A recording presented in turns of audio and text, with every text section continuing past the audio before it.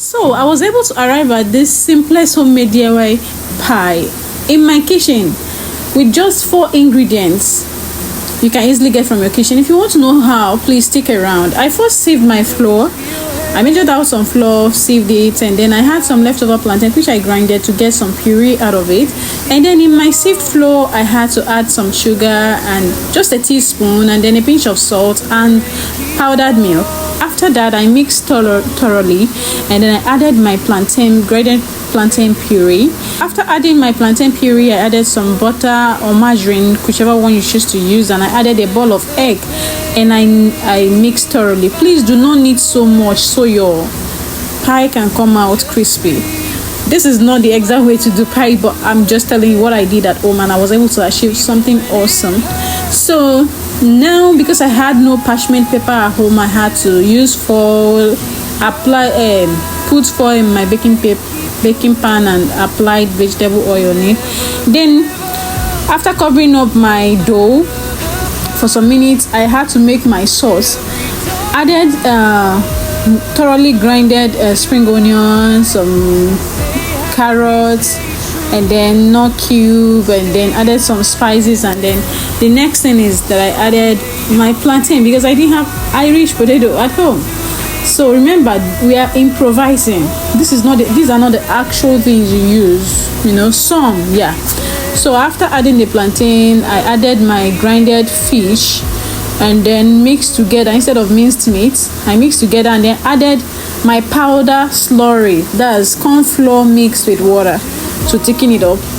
And after making my sauce, I had to bring it down to cool for a bit, and then it's time for me to flatten my dough.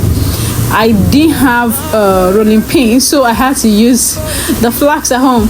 So I washed it thoroughly, cleaned it up, and then used it to roll it all out. Yes. Smile through the chaos. So after flattening the dough with my supposed rolling pin, I had to cut out the excesses with my knife.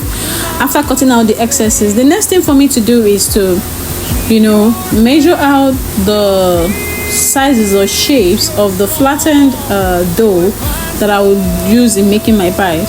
Remember, I'm not a professional baker, so this is something I just taught wise to do at home and make at home and eat. So after measuring out the sizes of the dough that I want to use for my pies, I want to do different types that I've been seeing, and then I added my sauce and rolled out the first one.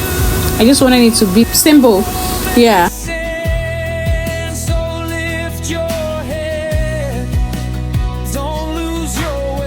And after that, I'm on to the next one.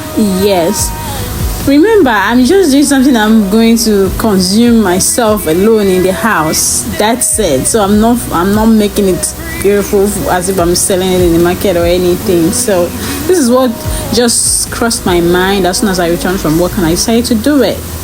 So after shaping, the packaging, the kiniko, I had to use my fork to make it look like it has the usual pie marks at the tip.